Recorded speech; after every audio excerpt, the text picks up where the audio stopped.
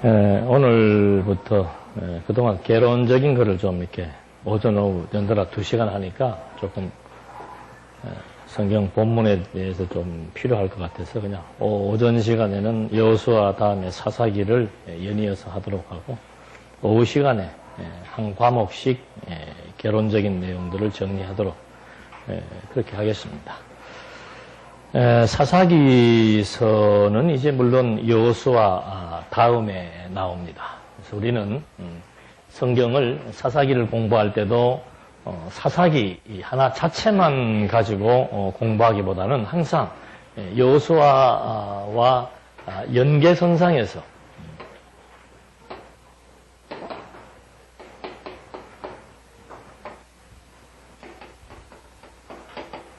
보아야 이 사사기의 내용들이 도대체 어떤 이유와 목적을 가지고 지금 기록되고 있고 하나님께서 왜 저런 방식으로 이스라엘 백성들을 시험하시는지에 대한 정확한 해답을 얻을 수가 있습니다.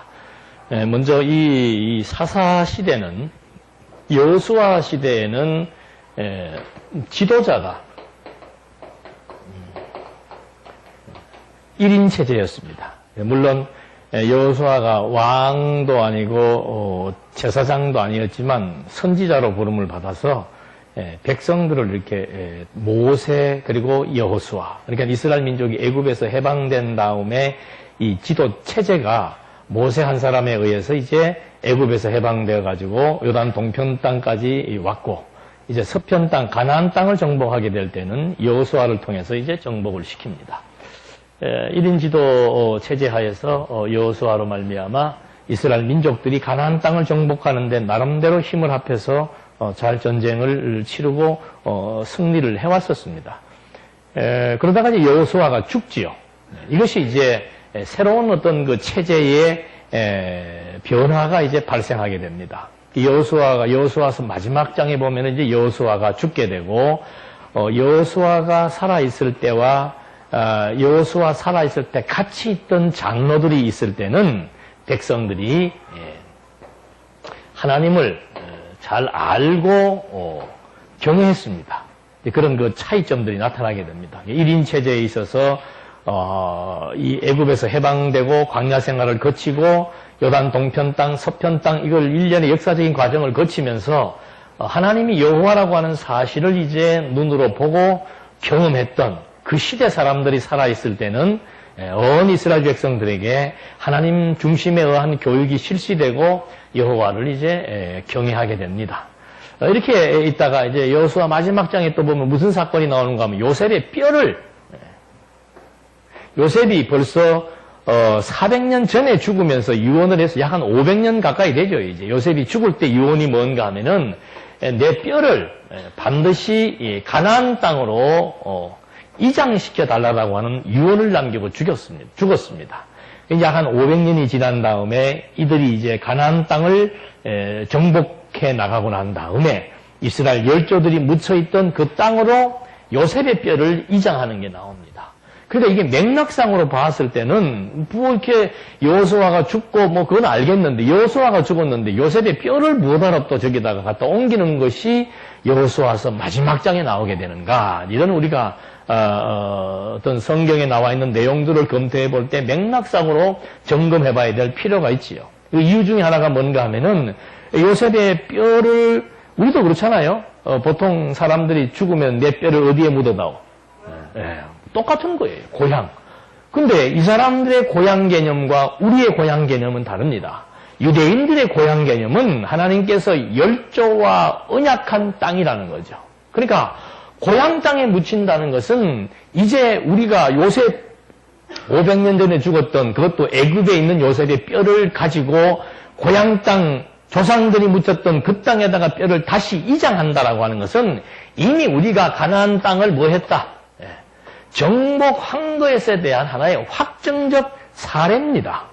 그러니까 여호수아의 내용이 뭔가 하면은 서편 땅 뭐 하는 거예요? 정복하는 거잖아요. 땅을 정복하는 거예요. 땅 정복이 이제 어지간히 우리가 했다는 것에 대한 하나의 단서가 뭔가 하면은 요셉의 뼈를 이장시키고, 또 하나의 문제의 소지가 뭔가, 여호수아나 장로들이 살 때는 백성들을 잘 경외했는데 세대가 바뀐 거예요.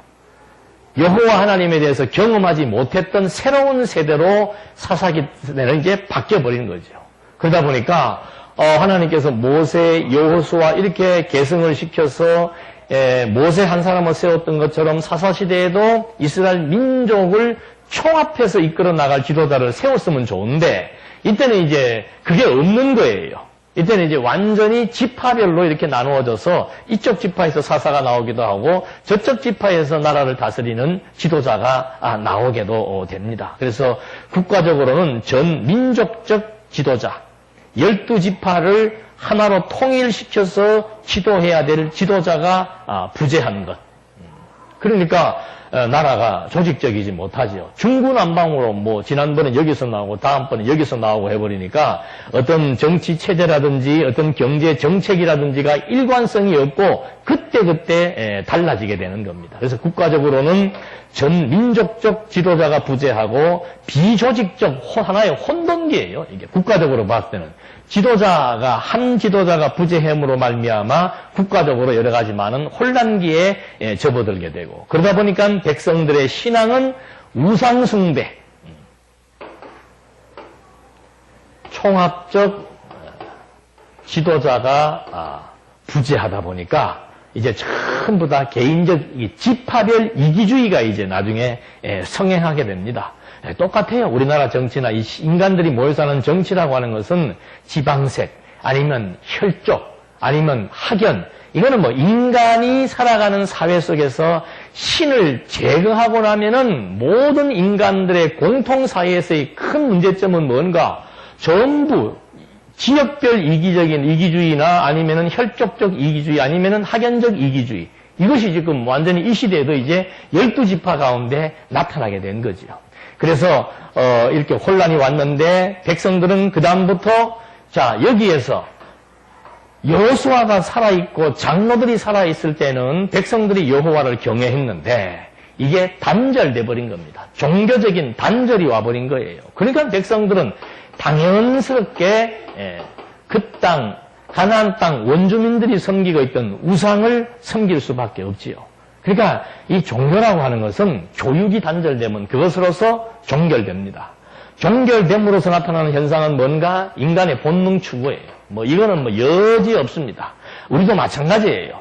말씀을 듣고 내 생각과 마음과 정신이 여호와를 중심으로 향하게 되면은 여호와를 경외하며 살아가는 신앙적 삶이 어우러지게 되는 것이고 말씀이 단절되면 그 다음부터는 전부 자기 좋은 대로 하려고 하는 겁니다. 판단도 자기 좋은 대로 뭐 자기가 겪었던 조그만 경험 또 자기가 선호하는 어떤 방향 뭐 이런 것들에 의해서 모든 것들을 판단을 하게 되고 그 다음에 죽어도 내 생각대로 하려고 하는 인간의 탐욕이 자리하게 되는 거. 이건 뭐 예나 지금이나 타락한 아담 이후로부터의 인간의 본성인 거지요.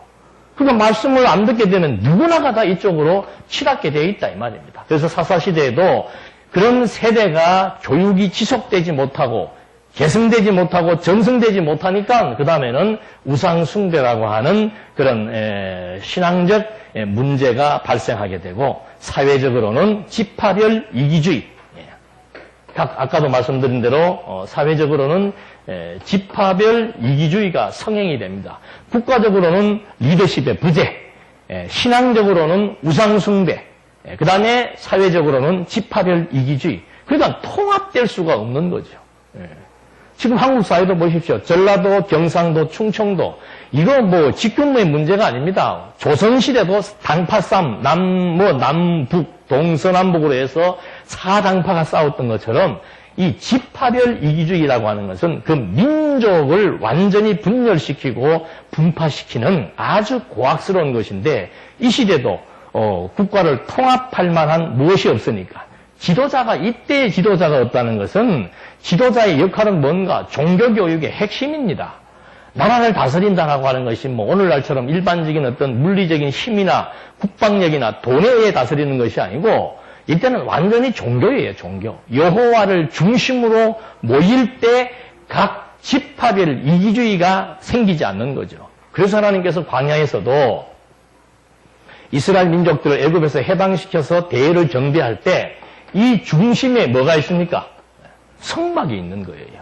건물이라고 하는 것은 별거 아니죠. 근데 이 성막 안에 이 당시는 모형적인 시대니까 보이는 건물 안에 하나님이 임재해 있고 그 성막의 지성소에 들어가면은 하나님께서 이 민족에게 약속했던 그 약속의 증표들의 세 가지가 담겨져 있다 이 말입니다. 그러니까 백성들이 성막 중심으로 모여했을 때는 전부 다 어디를 쳐다보게 되어 있습니까? 전부 성막이에요. 12지파가 전부 동서남북해서 성막 중심으로 모이고 제일 앞에 유다지파가 서게 되는 거죠. 그러니까 구약 때도 모든 지파의 중심에는 성막이 있었던 것처럼 오늘도 마찬가지입니다. 온 교회의 중심에는 신약의 핵심이 그리스도 중심이에요. 전부 그리스도를 확증시켜 사복음서에서 그리스도에 대한 확정을 시켜주고 사도행전에서 성령이 임해서 그리스도를 전파하고 전파된 다음에는 모여있는 무리들에게 그리스도의 복음을 가르치고 복음을 가르쳐서 양육시킨 다음에는 그리스도의 교회를 설명해 나감으로써 무장시켜 나가고 그 다음에 마지막은 그리스도와 반대되는 세속주의, 유대주의, 적그리스도를 향해서 싸우게 하는 것 이것이 신약의 논리인 것처럼 구약 때도 똑같은 거예요. 이렇게 이제 이스라엘 민족들이 모였는데 이 중심으로 되지 않으니까는 전부 12개의 지파들이 제각각 자기의 유익을 위해서 자기의 이익을 위해서 이제 그다음부터는 생각이 12가지로 나누어질 수밖에 없는 거예요. 그래서 이 중심점을 어디에 두느냐 우린 맨날로 뭐 그리스도의 뜻이 어떻고 하나님의 선한 뜻이 어떻고 그건 뭐 일방적인 그런 용어 개념이 아니에요. 실제로 내 생각의 중심이 모든 것을 판단하고 분석하고 이해하고 해석하는 기준점이 누구냐 이 말입니다. 내 경험이냐 내 좋은 대로 하는 것이냐 아니면은 기준점이 성막의 중심체인 하나님 그리스도인가 이것의 차이에 의해서 모든 것이 하나가 되기도 하고 분열되기도 하는 거죠. 그래서 이 지파별 이기주의가 이 시대에 이제 완전히 만연되기 시작을 합니다. 그러니까 하나님께서 어떻게 섭리해 나가시는가 오늘만 잘 들으시면 이제 사사기서의 내용은 반복적인 섭리입니다. 그러니까 이런 시대적인 배경 속에서 하나님께서는 좀 이런 이스라엘 민족들을 어떻게 시험을 하시는가 순환기적 역사를 통해서 시험해 나가십니다. 그 순환기적 역사가 뭔가 제일 먼저 이스라엘 민족들이 불순종합니다. 왜? 여호와를 알고 있던 세대가 죽고 교육이 정승되지 않았기 때문에 그 다음부터는 여호와의 뜻에 불순종할 수밖에 없습니다. 하나님은 보이지 않고 보이는 건 사람만 보이니까 사람이 주관자가 되고 사람의 뜻을 관철시키려고 하고 내 마음대로 하려고 하는 그것이 앞서게 되는 거죠. 그래서 제일 처음에 나오는 것도 사사기서의 내용이 하나님에 대한 불순종입니다. 불순종을 하니까 하나님께서 어떻게 하시는가? 형벌을 내리십니다. 그러니까 이 순환기적 섭리 역사라고 하는 것은 전체를 통합해서 이해를 해야 되는 거예요. 이것만 보게 되면은 여러분 하나님 앞에 불순종하면은 벌 받습니다. 이게 일반 교회에서 가르치는 기본 논리입니다. 그러니까 전부 다 우리가 인생을 살면서도 하나님 앞에 순종하고 사는 시간은 몇 시간 안 돼. 몇 시간이 뭡니까? 하루에. 하루에 24시간이면은 하나님한테 순종하고 사는 시간은 불과 그렇게 많지 않아요. 그럼 우리는 지금 현재 이렇게 존재할 수가 없습니다. 그러니까 이 논리는 불순종하면 형벌을 준다. 이걸 지금 가르치기 위해서 하는 거 아니에요. 표면적으로는 불순종하고 했을 때 형벌을 줍니다. 형벌을 준 다음에 뭐 시키는가? 돌이키게 합니다. 뉘우치고 돌이키게 합니다.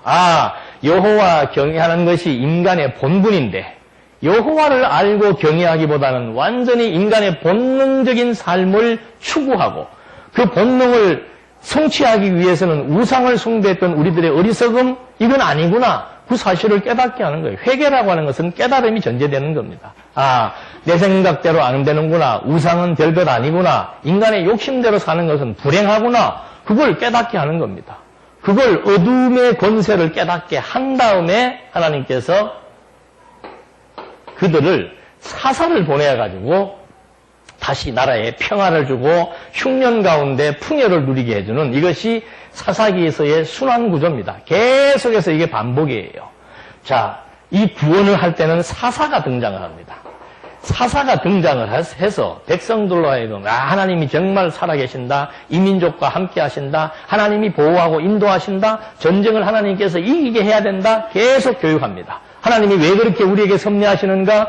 우리 조상 열조 아브라함과 이삭과 야곱과 언약하신 대로 우리는 하나님의 친백성이기 때문에 가나안 땅을 정복하게 해서 반드시 멋있는 나라를 세워주실 것이다라고 하는 것에 대한 교육을 사사가 있을 때는 교육을 하는 거예요. 근데 사사가 살아있다가 평생 사는 거 아니잖아요. 한 세대의 사사가 살다가 죽으면은 그 다음에 다시 또 눈에 보이는 현실이 커 보이는 거죠. 그러니까 하나님께서 일단 가나안 땅 들어가기 전부터 원주민들은 씨를 말리라고 그랬는데 이 사람들은 그렇게 할 수가 없는 거예요. 왜? 원주민들이 있어야 이 당시는 노동력이라고 하는 것이 재산입니다. 그러니까 머슴들이 많아야 돼요. 그러니까 이 원주민들을 머슴으로 쓰고 노동력으로 활용하기 위해서는 원주민들을 다 죽일 수 없는 거예요. 온갖 지파들이 전부 남겨둡니다. 하나님은 하나도 남기지 말고 다 없애라 그랬는데 인간이 하나님의 자리에 앉아있다 보니까는 그래도라는 게 붙는 거죠. 그래도 이것은 이래야 됩니다. 그래도 저것은 저래야 됩니다. 하나님은 그렇게 하실지언정 나는 이렇게 하랍니다. 그런 어리석은 생각들을 가지고 인간의 얄팍한 계산에 의해서 원주민을 남겨두니까 그것이 불씨가 돼버리는 거죠. 그래서 이게 반복구조예요. 반복구조. 그래서 사사를 통해서 구원했지만 한 세대가 가고 나면 또다시 여호와를 깨닫지 못하고 불순종하는 이것이 이제 이스라엘 민족들에게 나타난 사사시대의 섭리입니다. 이게 하나님의 시험이에요. 이게 시험 방법이에요. 시험 방법. 중요한 것은 뭔가 이렇게 시험을 했으면 이유는 무엇인가? 이런 방법으로 시험하시는 이유가 뭔가? 전통적인 학자들은 표면적인 것만 보는 거예요. 여러분 불순종할 때 하나님의 형벌이 임합니다. 형벌이 임했을 때 회개하고 돌이킵니다. 그러면은 하나님께서 뭐 해주십니까? 구원해 주십니다. 다른 말로 하면은 복 주십니다. 여러분 복 받기 원하십니까? 어려움을 벗어나고 싶으십니까? 이렇게 하십시오. 이게 기본적으로 나와 있는 성경적으로 성경을 강론하는 보편적이고 전통적인 해석 방법이라 이 말입니다. 여기에 이의를 달라고 할 것 같으면은 어떤 원리가 없으면 이거에 대한 이의를 제기할 수 없는 거예요. 그러니까 물어볼 수 있잖아요. 왜 그럽니까? 하나님께서 꼭 이런 방식으로 하시는 시험하시면서 구원하시는 이유가 뭡니까? 구원했으면 그걸로 끝내버려야지. 왜 그렇게 300년이라고 하는 긴 세월 동안 300년 세월 동안 110년 가까이를 이 사람들이 지금 주변 나라들에게 때로는 블레셋, 때로는 가나안, 때로는 암몬 주변 나라들에게 110년 동안이나 억압받고 탄압받는 생활을 하게 됩니다. 그렇게 하시는 이유가 뭐냐 이 말이죠. 다른 것 없습니다.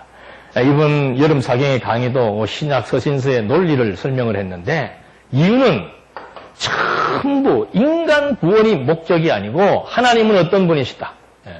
열조와의 언약을 세우신 분이기 때문에 그 언약을 뭐 하시려고? 성취하시기 위한 거예요. 자기 백성들 지금 가나안 땅 정복시켰잖아요. 그러면 그 다음에 뭐가 남아있습니까 이제? 가나안 땅을 정복했으니까 세 번째 언약인 통치 언약 성취 섭리가 남아있습니다. 통치 언약 성취 섭리를 반드시 이루시기 위해서 백성들로 하여금 이런 시험을 거치게 해서 백성들의 두뇌 속에 이거 우리 민족들이 누가 없으니까 지도자가 없으니까 지금 자꾸 이렇게 어려운 반복되는 이런 어려움의 생활을 하고 있구나. 그래서 우리들에게 뭐가 필요하다? 왕이 필요하다는 것을 백성들에게 공지를 시키는 겁니다. 왕 없으니까 안 된다. 왕 없으니까 안 된다. 주변 나라들 보니까는 왕이 있으니까 강대하다. 왕도 왕 나름인데 하여튼 하나님은 지금 왕의 필요성을 백성들에게 깨닫게 해주시면서 시험을 통해서 직접적으로는 왕의 필요성을 깨닫게 해주고 근본적인 이유는 뭔가 내가 열조와 언약한 대로 아브라함에게 열왕이 날 것, 유다 지파에게서 왕이 날 것을 언약했는데 그걸 이루시겠다 이 말입니다. 그 증거가 어디에 있는가? 본문에 나옵니다. 그 증거가 뭔가? 이 본문 들어가면 나오는데 사사기 1장 2절로 3절 말씀에 기가 막힌 얘기가 나옵니다. 여러분 여호수아는 에브라임 지파 사람이에요. 근데 이제 사사시대가 시작되면서 막 전쟁의 역사를 치러야 되는데 자, 이때 어느 지파를 가장 앞세울 것인가? 여호수아는 에브라임 지파였는데 이제 사사시대가 등장하니까는 지도자를 어느 지파에서 내세울 건가? 유다 지파에서 내세우라고 하나님이 지정을 해줍니다. 누가 제일 앞에 설까요? 이미 광야 때 하나님은 유다 지파를 선봉에 서게 했습니다. 그러나 모세 시대, 여호수아 시대를 거치면서는 이 유다 지파가 아닌 사람들을 통해서 섭리를 했지만 이제 사사기에 넘어와서는 유다 지파를 명시해 주는 겁니다. 유다 지파가 선봉에 나가서 전쟁을 치르도록 섭리하면서 제일 사사시대 마지막 가서는 무슨 얘기가 나옵니까? 백성들에게 왕이 없다. 그럼 유대인들에게 왕은 어디서 나와야 됩니까? 유다 지파에서 나와야 되는 거예요. 그래서 백성들 사사기 끝에 가서는 왕이 없음을 깨닫게 한 다음에 바로 룻기서로 넘어가면은 뭐가 나와요? 왕조를 유다 지파의 왕조를 준비하시는 여호와 하나님의 섭리가 나오고 룻기서 다음에 사무엘서에 넘어가면은 베냐민 지파에서 사울이 왕으로 출현했다가 제거되고 유다 지파에서 다윗이 왕으로 추대되어져서 열조 아브라함과 이삭과 야곱과 언약하신 대로 하나님은 언약을 성취하시는 목적입니다. 여호와이심을 백성들에게 알게 해서 경외케 하려는 것이 하나님의 섭리의 근본적인 이유와 목적이라는 거죠. 그러니까 이런 답변을 도출해낼 수 있는 원리 체계가 뭔가? 그게 언약과 성취란 말입니다. 그게 없으면은 전부 여기에서 다 그렇죠. 여러분들 한번 책 한번 사가십시오. 사사기서를 강해해 놓은 모든 책, 전 모든 책들이 전부 이 얘기하고 있습니다. 하나같이 이 얘기하고 있습니다. 아니면 어디에 관심 갖는가? 그 당시에 국가적인 지도력에 대한 얘기, 아니면은 사회의 어떤 사회적인 구조에 대한 얘기, 사회적으로 백성들이 지파별 이기주의에 심취해 있을 때 나타나는 문제점, 대안, 뭐 이런 것들을 얘기하고 우상 숭배가 가져다 주는 원인과 결과 이런 거 얘기하지 거기에서 무슨 여호와 하나님의 성취를 통해서 하나님이 여호와로 존재하신다는 존재 증명을 우리에게 확정시켜주는 계시적 답변을 해주는 그 성경신학이 아니고서는 이 답변을 도출해낼 수가 없다 이 말입니다. 이게 근본적인 차이예요. 그게 뭐 이렇게 대단하냐? 우리는 뭐 도리어 어디에 더 관심이 많은가? 내가 구원받는 게 중요하지. 예. 이렇게 하면 이제 대화를 못 하는 거죠. 예. 이런 분들은 그냥 열심히 창세기부터 그냥 꾸준하게 공부하십시오. 공부하는 방법이라고 하는 것은 한계가 있습니다. 여기서도 마찬가지예요. 공부를 좀 하신 분들은 좋다고 그러고 아직 초보자분들은 뭐 어렵다고 그러고 어디 초점을 맞출 수가 없습니다. 그러니까 공부는 자기가 하는 거예요. 자기 수준에 맞도록 자기가 살기 위해서는 구원받기 위한 것이 아니고 정말 여호와 경외하며 살아가는 인간의 본분, 그건 따라오는 것이 행복이에요. 정말 행복합니다. 여호와 제대로 알고 경외하게 되면은 불행은 어디에서 오는가? 본능에서 불행이 오는 겁니다. 본능에서 오는 불행이 뭔가? 자기 고집이에요. 이제 본문에 다 나옵니다. 죽어도 내 고집을 풀지 못하는 거예요. 그러니까 거기에서 갈등과 불화와 분파와 미움과 시기와 질투와 뭐 초조 뭐 별것이 다 발생하는 거예요. 이걸 지금 제거하기 위해서는 사사기서를 통해서 아이고 인간이라고 하는 거 별거 없구나. 인간 생각대로 되는 것이 없구나. 그래야만 하나님 의지할 거 아니에요. 그 하나님 의지하게 될 때라야 정말 심령의 평안이 유지되는 겁니다. 순간적으로 내 생각대로 어떤 일이 진행될 때는 통쾌하죠. 저도 아침에 막 짧지만 어떻게 새벽 4시에 눈이 떠져가지고 보니까 후반전 시작을 했는데 와 저는 그거 보면서 7만 5천 명 군중 속에 대한민국은 지도책 보면 점으로 끝납니다. 뭐 저 학교 다닐 때 나타나지도 않았어요. 그 조그만 동방의 조그만 나라 영국의 전 언론 99%가 한국은 상대가 안 된다. 한 사람이 그런 얘기 했더만 한국을 우습게 보지 마라.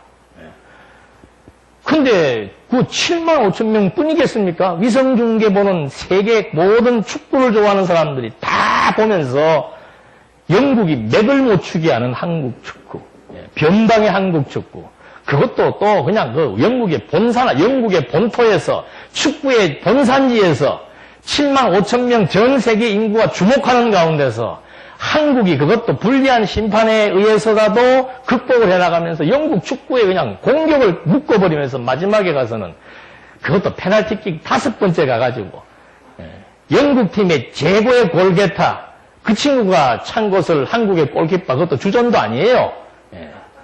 후보가 나와가지고 맞게 해가지고는 승리할 때 코끝이 다 찡하더라니까. 축구가 이겨서 코끝이 찡한가? 하나님께서 대한민국을 어떻게 하신다? 쓰신다 이 말이에요. 이건 뭐 수십억짜리 뭐 광고보다도 엄청난 효과입니다. 전 세계에 대한민국을 알리는 광고 효과. 하나님 왜 그렇게 하시는가? 모든 도박사들이 전부 영국에 다 걸죠. 저는 돈만 있으면 한국에 걸겠더만.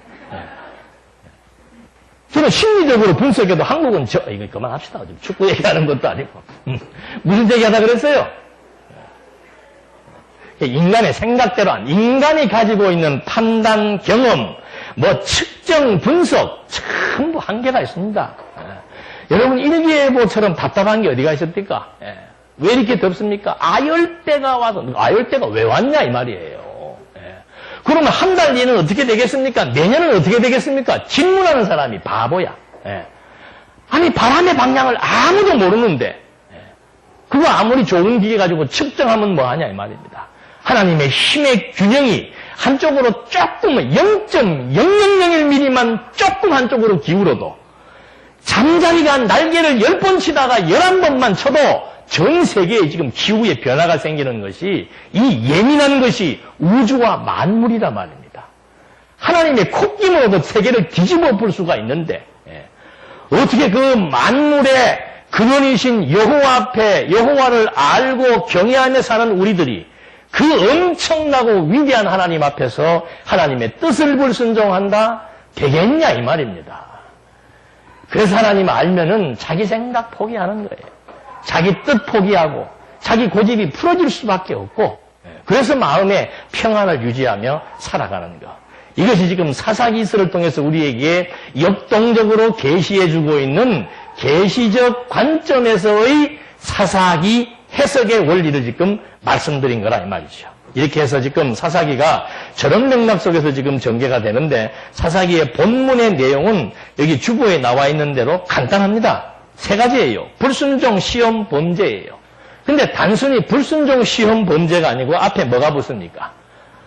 언약, 자손이 붙습니다. 그러니까 하나님께서 왜 불순종하게 하고 그 다음 뭐예요? 시험하고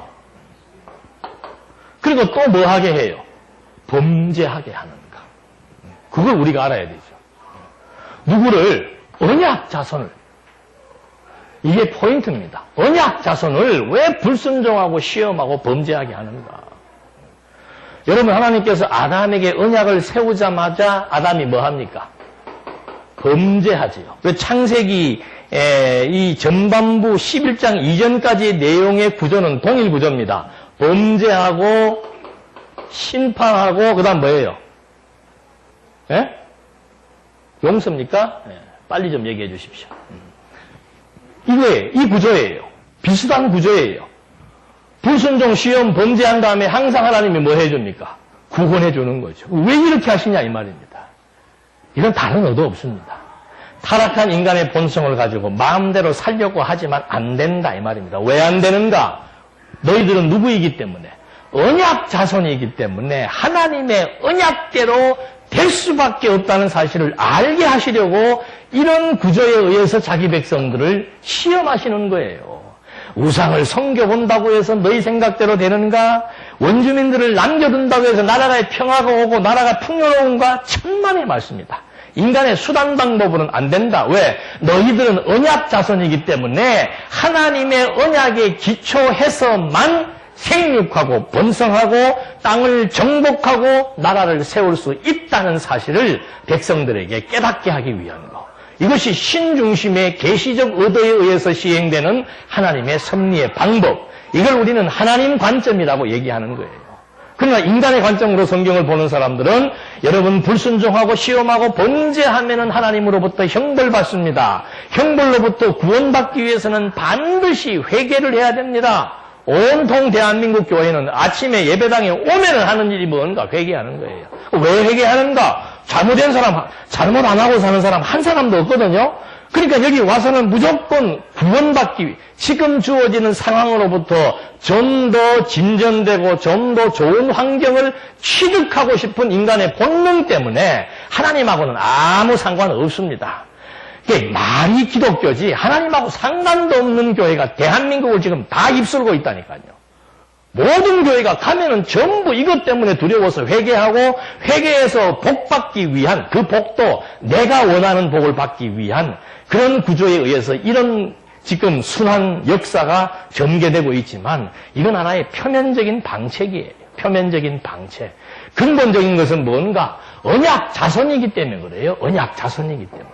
그래서 언약 자손들로 하여금 때로는 하나님이 불순종하게 하고 시험하고 범죄하게 한 다음에 구원하시는 이유가 뭔가 언약 자손은 하나님이 그들의 여호와이기 때문에 그들의 모든 것들을 하나님의 뜻대로 하나님이 능력으로 하나님이 인도하신다는 사실을 깨닫게 해서 이제 하나님의 언약대로 세 번째 통치 언약 성취가 승리되어지는 것을 알게 하기 위한 하나의 통로입니다. 통로. 이 과정을 통해서 이제 그 다음에 왕을 준비하시는 여호와가 등장되는 것. 이것이 이제 요것까지만 보더라도 구약의 역사서가 전부 하나님의 언약에 의한 성취 섭리 역사로 진전되고 개진되고 있는 것을 확인할 수 있는 겁니다. 이래서 사사기서에 대한 전반적인 구조에 대한 내용들은 이제 확인을 해봤으니까 본문으로 한번 들어가 보도록 하겠습니다. 1장 1절로 3절까지의 말씀 보시면은 여호수아가 죽은 후에 이스라엘 자손이 여호와께 묻기를 우리를 위해 누가 먼저 가나안 사람을 향해 올라가서 그들과 싸워야 하겠습니까?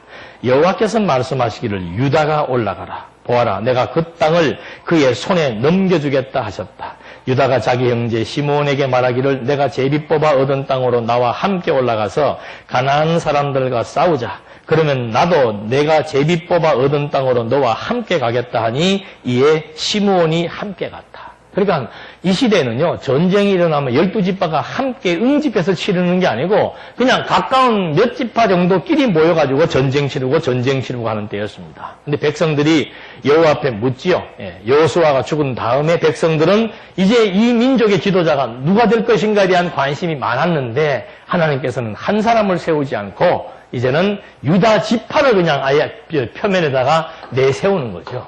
왜냐하면 유다 지파에게서 누가 나오기 때문에 왕이 나오기 때문에 그래서 출발을 유다 지파를 하나님께서 명시해주고 마지막 끝장면에 가서는 누가 나옵니까? 백성들로 하여금 왕을 부르짖도록 말씀하신 다음에 바로 룻기서에서 유다 지파의 혈통 가운데서 보아스 다음에 그냥 쭉쭉쭉 나와서 누구예요?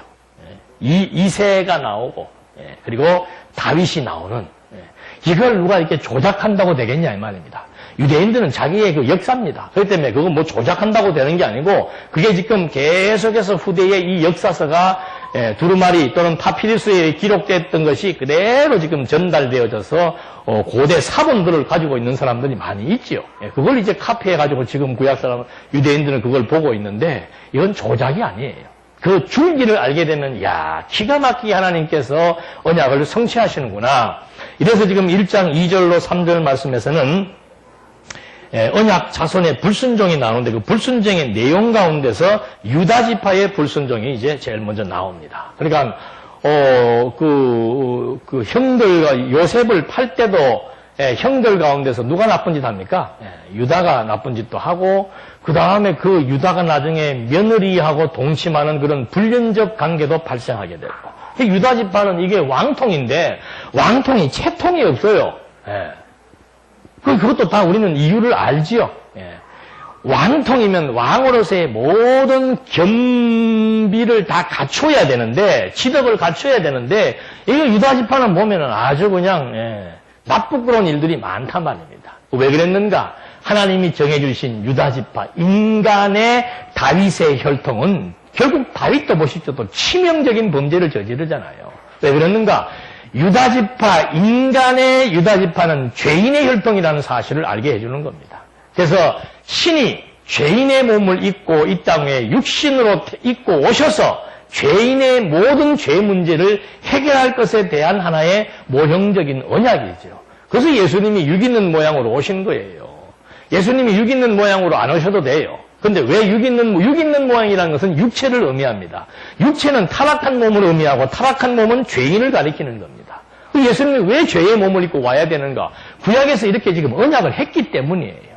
그래서 지금 이 유다지파가 선봉에 서게 해서 백성들로 하여금 이제 전쟁을 치르게 되는데 이미 하나님께서는 여호수아를 통해서도 말을 했고 모세를 통해서도 말을 했습니다. 가나안 땅을 정복하게 될 때 한 가지 주의사항이 뭔가? 절대로 원주민들 남겨두지 마라. 예. 누구까지라도 어린아이까지라도 남겨두지 마라 그러는 거예요.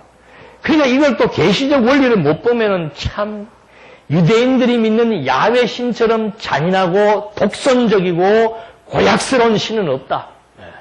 그 다른 종파에서 기독교를 이상하게 여기는 사람들이 많아요. 왜? 아니 무슨 신이 뭐 어린아이까지 다 죽이라 그러냐? 너무 잔인하지 않느냐? 이런 이 문제가 제기되는데 이건 인간의 어떤 휴머니티를 강조하기 위한 또는 인간의 도덕성을 강조하기 위한 인간의 사랑을 강조하기 위한 책이 아니고 계시예요. 계시. 하나님이 어떤 분으로 존재하시는 것을 우리에게 알게 하기 위한 계시서이기 때문에 제가 한 번씩 그런 비유 들잖아요. 우리가 지나가는 개미떼 보면서 무슨 개미의 뭐 인간성을 확인을 하고 뭐 개미를 사랑하고 그런 거 없어요. 지나가다 밟히면 밟는 거예요. 예. 그럼 뭐 밟히면 밟은 개미를 보고 통곡을 하고 뭐 아이고 이 개미는 재수가 있니 없니 그러는 사람은 정신이 이상된 사람이지 본정신 아니잖아요. 똑같은 거예요. 하나님 앞에서의 인간은 먼지라 그럽니다. 먼지. 예. 하나님 앞에서의 인간은 먼지와 같은 존재인데 그 무슨 먼지와 같은 존재를 갖다가 무슨 죽이고 살리는 부분에 대해서 먼지 입장에서야 그런 말을 할 수 있지만 창조주이신 하나님의 입장에서는 하나님이 중요한 관심은 뭔가 당신의 존재를 확정시켜주는 거예요. 그걸 확정시키기 위한 방법들이 이런 다양한 방법들을 통해서 연출하시는 것이기 때문에 이런 보는 관점이라고 하는 것이 굉장히 중요한 의미가 있는 겁니다. 그래서 결국은 원주민들을 남겨두지 말라고 했는데 여러분들 주보를 보시면은 지금 1장 1절로 19절까지에서는 전부 멸하게 하심 다 전쟁을 치를 때마다 멸하게 하고 멸하게 합니다. 그런데 본문의 내용을 들어가서 보면 재밌는 내용이 나오는데 그게 뭔가 한번 보십시다. 1장 19절로 20절 한번 보세요. 사사기 1장 19절로 20절 유다가 전쟁을 치러서 이겼는데 19절 여호와께서 유다와 함께 계셨으므로 유다가 산지의 주민을 쫓아내었으나 골짜기의 주민들은 쫓아내지 못하였으니 이는 그들이 철병거를 가졌기 때문이었으며 그들이 모세가 말한 대로 헤브론을 갈렙에게 주었으며 그가 거기서 아낙의 세 아들을 쫓아냈다. 그러니까 골짜기에 있던 평지에 있던 하나님께서 모세를 통해서 하신 명령은 뭡니까? 원주민들은 쫓아내라. 그런데 인간은요 항상 변명과 이유를 달고 삽니다. 그럼 뭐 어쩔 수 없어요. 아담 때부터 그랬으니까. 뭐 그냥 이거 왜 따먹었냐 그러면 그냥 아이고 막 먹고 싶어서 따먹었습니다 하면 되는데 뭐 여자는 뱀이 그 자기 합리화. 지금 하나님이 묻는 겁니다. 유다는 왜 원주민을 남겨두었느냐? 그 사람들이 어디에 있었기 때문에. 골짜기, 아프가니스탄처럼 막 골짜기에 숨어 있는 데다가, 거기다가 막, 지금으로 말하면 미사일이에요. 철병들을 가지고 오기 때문에 우리가 할 수 없습니다. 그 말 하는 겁니다. 여러분, 유다지파가 지금 그 땅을 정복해 들어갈 때 유다지파의 능력으로 했습니까? 그렇지 않으면 19절에 보니까 여호와께서 유다와 함께 계셨으므로 산지의 주민을 뭐 했더라. 근데 이런 거는 예사로 보잖아요. 우리 지금 어디 가도 설득력이 있는가? 맞아. 산골짜기에 있고 철병들을 가졌어. 지금 미국은 우리보다 훨씬 더 막강한 무력을 가지고 있고 일본도 우리보다 막강한 무기를 가지고 있어. 누구를 의존해야 돼? 일본을 의존해야 돼. 미국을 의존해야 돼. 합리적이지요. 그런데 하나님 믿는 사람은 그거 아니에요. 하나님 안에 그 고린도서에 보니까 참 이번에도 그 멋있는 내용이 나와요. 4분, 각 지파별로 4분 의열되었을 때 하나님께서 고린도 교회를 통합하는 원리를 설명하는데 참 기가 막힌 말을 바울이 합니다. 바울이나 아볼로나 게바나 다 누구 거다. 다 너들 거다. 어제나 내일이나 오늘이나 다 너희들 거다. 있는 거나 없는 거나 뭐 높은 위치 낮은 위치 다 상관 다 너희 거다. 다 성도들의 거다. 이 피조세계 모든 것 다 너희 거다. 그걸로 끝나면 안 되죠. 그런데 너희는 누구의 것인가? 그리스도의 것이다. 그리스도는 누구의 것인가? 하나님의 것이다. 그리고 너희는 어떤 자들인가? 그리스도의 몸이다. 한 몸이다 이 말입니다. 몸이라고 하는 의미는 뭔가? 늘 말씀드리죠. 그리스도의 몸이란 말의 뜻은 모든 생각과 정신과 마음의 상태가 그리스도와 일치한다는 걸 의미하는 거예요. 일치하려면 그리스도의 뜻이 무엇인 줄 알아야 일치가 되지요. 그 뜻을 알려면 성경을 통해서만 나와 있는 거예요. 이 뜻이 정확하게 포착이 되어져서 일치가 되어야만 누구 뜻을? 내 뜻을 주장하거나 내 뜻을 고집하지 않게 된다 이 말입니다. 여기도 마찬가지예요. 사람이 많거나 작거나 필요 없습니다. 모이면은 그리스도 뜻 중심으로 모여야 되는데 말씀에 대한 깊이가 없어지면은 반드시 인간 뜻으로 모이게 되어 있는 거예요. 그래서 이 사람을 설득하고 저 사람을 다 이유되면 그럴듯해요. 그렇지. 아무리 그렇지 해봐야 별 볼 일 없다 이 말입니다. 하나님이 다 해나가시는 거예요. 중심을 어디에 두는가? 그래서 바울이 에베소 교회 복음에 합당한 성도들의 생활을 유도하기 위해서 그 생활이 어떻게 가능해지는 것을 설명하기 위해서 이 교회의 가치가 어떤 것인 것을 바울이 에베소서를 통해서 먼저 설명해 주는 거 아닙니까? 교회가 왜 중요한지, 교회가 얼마나 가치로운 것인지, 이 땅에서 교회보다 소중한 것이 교회는 이걸 의미하는 겁니다. 아는 것, 믿는 것이 같다는 말의 의미가 뭔지, 그게 입으로만 끝나는 게 아니에요. 실제로 뜻들이 그리스도 중심으로 모이고 진리를 중심으로 모이고 그래서 진리를 위하여 김승희를 위한 것도 아니고 박영기 목사님을 위한 것도 아니고 암흑의 권사님이나 장로님을 위한 것도 아니에요. 진리를 위하여 그리스도의 몸된 교회를 위하여 뜻이 하나로 되어야 합력하지요. 복음에 합당한 생활이 뭡니까? 분열하고 분파하는 것이 아니고 그 중심으로 힘을 모으는 거예요. 합력하는 거예요. 사분오열되고 자기 좋은 대로 하고 했다가 안 했다가 아니에요. 합력, 힘을 모으는 겁니다. 어떻게 모으는 거? 뿌리를 박으라고 골로새서에서 말하는 거예요. 우리는 그리스도에게 뿌리를 박았으니까 그 뿌리로부터 뜻의 일치가 이루어진다. 그래서 그리스도와 우리는 일체감, 한 몸이란 말을 하는 거죠. 그걸 어떻게 시행하는가? 범사에 항상 쉬지 않고 뜻 중심으로 분별하며 살아가는 이것이 영적 예배의 삶이다 이 말입니다. 힘을 모으는 겁니다. 흩어지는 것이 아니고 힘을 모으는 거예요. 내 좋은 대로 행하는 것이 아닙니다. 우리는 성령의 소욕이 있고 육체의 소욕이 있어요. 육체, 이 둘 다 자유예요. 육체의 자유를 만끽하느냐, 성령의 소욕에 의한 자유를 만끽하느냐. 성령의 소욕에 의한 자유는 진리에 의한 마음의 평안입니다. 평안에 의해서 힘을 모으며 성령의 소욕의 안에 여기에 묶이는 걸 의미하는 거예요. 자유는 마음대로 방종하고 풀어지는 것이 아니고 육체의 소욕에 묶이든가 성령의 소욕에 묶이든가 하는 거예요. 함부로 자유란 말 써서도 안 되고. 진정한 자유를 누리는 사람은 성령의 소욕에 의해서 성령에게 묶여서 살아갈 때 그때 심령의 평안에 의해서 스스로 원하는 일들을 스스로 찾아서 하며 사는 거예요. 그게 인간의 본분이며 행복이라 이거죠. 그걸 지금 하나하나 구약적 의미, 신학적 의미를 통해서 우리에게 확인시켜주고 있는 겁니다. 그래서 19절, 20절 말씀대로 그런 이유에 의해서 하나님의 뜻을 거스리고 자기중심적으로 살려고 하지만 이게 나중에 큰 불씨가 되는 거죠. 자기중심적인 생각, 자기중심적인 판단, 이것은 반드시 불씨를 낳게 되는 겁니다. 이미 예언했어요.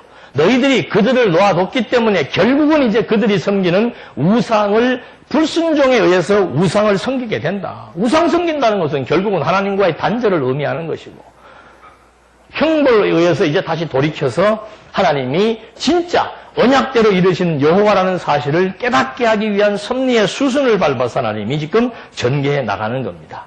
뿐만이 아니고 유다 지파뿐만이 아니고 기타 나머지 지파들 베냐민, 요셉, 므낫세, 에브라임, 스불론, 아셀, 납달리 뭐 가릴 것 없습니다. 누구나가 다 똑같은 거예요. 무엇을 잊어버리면은 진리를 잊어버리면은 하나님의 뜻을 중심으로 내 생각을 모으지 않으면은 12지파가 전부 다 자기 좋은 대로 똑같은 일을 자행합니다. 그 똑같은 일이 뭔가 27절로 28절에 보니까 므낫세가 베스안과 그 딸린 촌락들의 주민과 다하낙과 그 딸린 토막 쭉 나오죠. 마지막 끝부분에 보면은 그 딸린 초막들의 주민을 쫓아내지 않았으므로 가나안 사람들이 그 땅에 살기로 마음을 굳혔다. 이스라엘이 강성해졌을 때 가나안 사람에게 부역을 시켰으나 그들을 완전히 쫓아내지는 않았다. 당연한 거지요. 약소국들이야 강한 민족들이 붙들고 우리한테 살아라 그러면 살 수밖에 없지요. 그리고는 그 사람들이 시키면 시키는 대로 할 수밖에 없잖아요. 강대국은 좋은 거예요. 사람들 자기 마음대로 부리고 무역들 자기 유익한 대로 하지만 하나님께서는 그걸 원하지 않은 겁니다. 이스라엘 민족들을 가나안 땅에서 애굽에서 해방시켜서 가나안 땅 40년 겪게 하시면서 만나를 먹이신 이유가 뭡니까? 하나밖에 없습니다. 가나안 땅 정복했을 때 우리가 우리의 힘으로 이 땅을 정복했다 할까 보아서 인생 내 생각대로 사는 거 아니에요. 내 능력으로 사는 것도 아니고요. 철저하게 하나님 중심으로 된다는 사실을 백성들에게 알게 하기 위해서 광야에서 만나를 먹이고 이런 시험을 주셔서 계속해서 하나님께서 쳇바퀴 돌리듯이 300년 세월을 이렇게 지금 살게 하는 겁니다. 하루아침에 어떤 소원과 하루아침에 어떤 판단이 이루어지는 것이 아니고 진짜 지겹도록 이 쳇바퀴 도는 이 반복 구조. 불순종하면 벌받고 회개하고 또 승리하고 또 불순종해서 벌받고 회개하고 승리하고. 그러니까 바울이 나는 날마다 죽노라. 이게 육체의 소욕이에요. 육체의 소욕은 처복종시키는 일이 죽는 그 순간까지 지속되는 거죠. 이거 지속하기 위한 수단이 뭔가? 진리의 말씀으로, 강력한 진리의 말씀으로 이런 본성을 파괴하는 작업이 아닌다면은 여기에서 헤어날 수가 없는 겁니다. 그래서 하나님께서 차사시대에 이런 구조에 의해서 백성들을 계속 시험하시되 그 관건이 바로 뭔가? 하나님께서 남겨두지 말라고 했던 원주민들을 자기들이 쓰기 위해서, 하나님하고는 상관없습니다. 자기들의 삶을 자기들이 편안하게 하기 위해서 그들을 남겨두고 결국은 그들과 야합하고 그들이 섬기는 신들을 섬기며 살아가는 어리석은 작태들이 이제 사사기서에 나타나는데, 이렇게 하시는 이유도 결국은 언약 자손이기 때문에 하나님이 여호와로 살아 존재하신다는 사실을 확증케 하기 위한 하나님의 계시적 의도에 따른 것이라고 하는 사실을 확인해 본 것입니다. 기도하시겠습니다. 은혜와 사랑이 풍성하신 하나님 아버지, 이스라엘 백성들로 하여금 언약대로 성취하시는 여호와 하나님을 알게 하기 위해서 이제 여호수아 이후로부터는 사사들을 통해서 백성들이 여호와의 언약대로 왕을 소원하게 하시고 하나님의 시음에 의해서 또 왕을 소원하게 하셔서 열조와의 언약대로 통치 왕국 시대를 열어가실 하나님의 섭리 역사에 대해서 살펴보게 하신 것 다시 한번 확인해 보면서 정말 세상 이스라엘 역사가 하나님의 뜻대로 되어진 것처럼 우리의 인생사 하나님 성취 섭리 역사대로 되어진다는 사실을 알고 여호와만 경외하며 살아갈 수 있도록 인도해 주시옵소서. 예수님의 이름으로 기도드립니다. 아멘.